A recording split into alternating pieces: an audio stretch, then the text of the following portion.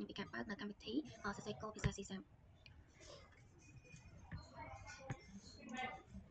ដើម្បីយើងបង្កើតនៅ topic របស់យើង project របស់យើងគឺយើងចុចពាក្យថា create a new project តមកទៀតយើង research រកពាក្យថា console app